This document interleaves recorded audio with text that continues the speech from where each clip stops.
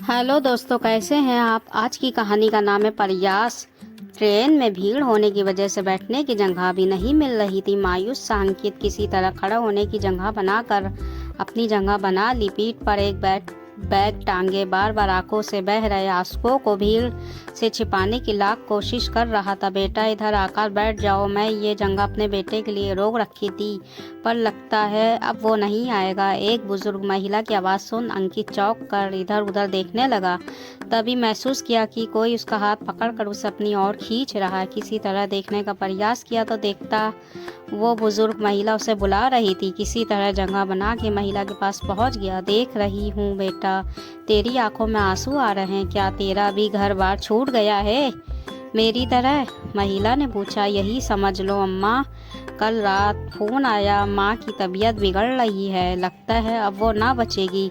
पिता तो बहुत पहले छोड़कर चले गए। सिर पर एक माँ का साया था, अब लगता है वो भी ना रहेगा। कहकर अंकित बच्चों की तरह फूट फूट कर रो पड़ा। अरे बेटा, रो मत। जो आया है उसको एक ना एक दिन जाना ही है। देखने से तो तुम अच्छे घर के लग रहे, फिर कहे ये जनरल बोगी में आ बैठे आराम से। इधर साहब जैसे जाते, यहाँ तो ऐसा लग रहा है मानो पूरा शहर इसमें ही समा गया हो। महिला ने कहा। टिकट नहीं मिली अम्मा, ये सब होली पर घर जाने वालों की भीड़ लगी पड़ी है। आप कहाँ जा रही हो? और आपका बेटा साथ जाने वाला था, वो किधर रह गया? ट्रेन भी खुलकर आगे बढ़ चुकी है, वो किसी और बोगी में चढ़ गया होगा। अंकित को अम्मा से बात करना अच्छा लग रहा था, यूँ मानो अपनी ही अम्मा से बात कर रहा हो। बेटा, सब किस्मत की बात है। ईश्वर ने मुझे तुम सा बेटा नहीं दिया, जो दिया उसने मेरी कदर न की। कहे वो बुजुर्ग महिला अपने आजू बाजू सब देख मुंह आंचल में ढाप सिसकियाँ छिपाने की कोशिश करने लगी। बताओ नम्मा, तुम्हें कहाँ जाना है? टिकट है तुम्हारे पास? अंकित ने पूछा। हाँ बेटा, टिकट और मेरा सामान मेरे पास ही है। बड़े दिनों से मन कर रहा था बेटा, मुझे वृंदावन ले चल। उसने तो पहले मना कर दिया, फिर कुछ दिन पहले कहा अच्छा ले चलूँगा। यही सोचकर बेटे की खोजबीन ना कर रही हूँ। जरूर वो मुझसे पीछा छुड़ाने के लिए यात्रा करवा रहा होगा। भीड़ में बैठा कर मुझे छोड़कर चला गया। क्या बताऊँ बेटा, मेरे बेटा बहू मुझे बोझ समझते हैं। दोपहर का भोजन देते उनको भार लगने लगा। बहू तो चाह ही रही थी कि मुझे घर से निकाल दे, पर ऐसे निकालेगी ये ना सोचा था। महिला इससे ज़्यादा कुछ बताना ना चाहती। अंकित को उस महिला की स्थिति पर दया आने लगी। गांव में अपनी माँ को छोड़ वो भी शहर नौकरी करता था। पत्नी गर्भवती थी, इसलिए उसे लेकर शहर नहीं आया था। महिला को देख मन कर रहा था उसे अपने साथ रख ले।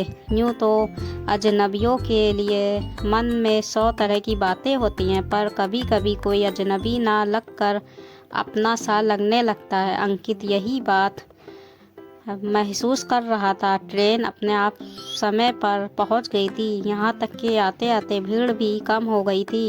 अंकित उस महिला को उतार कर वृंदावन भेजकर अपने घर जाने को आतुर हो रहा था, पर ना जाने क्या सोचकर उसने अम्मा को अपने साथ गांव चलने को पूछ लिया। अरे बेटा, क्यों मेरा बोझ अपने कंधों पर उठाना चाहता है, जिसका अपना सगा बेटा ना पूछा, सगे बेटे ने ना पूछा। तू गैर होकर इतना मत सोच। कहना जी सब जब चाहेंगे उनके पास चली जाऊंगी, बस मुझे उनके पास जाना है। तू कोई गाड़ी कर बिठा दे, अम्मा ने कहा। अंकित का दिल न माना और वो जीत कर घर ले गया। अरे तू निर्मला का बेटा? अंकित के घर पहुंचकर जैसे ही अम्मा ने अंकित की माँ को देखा, बोल पड़ी। अंकित की माँ आखिरी सांस ले रही थी। उनके बचने की उम्मीद ना के बराबर थी। हाँ, आप कैसे मेरी माँ को जानती हैं? अंकित आश्चर्य से पूछा। हम औरतों की ज़िंदगी भी देख, शादी से पहले क्या हम मेरी फुफेरी चचेरी होते थे, बस बहनें होते थे। साथ खेलना कूदना अपनापन सब रहता था। शादी होते घर से क्या दूर होते, सब रिश्तों से दूर हो जाते हैं। ये मेरी बुआ की बेटी है, इस नाते हम बहने हुए ना, आज मिले भी तो इस हाल में कि ये जाने वाली है, कहे अम्मा। रोने लगी। 3 दिन के भीतर अंकित की माँ चल बसी।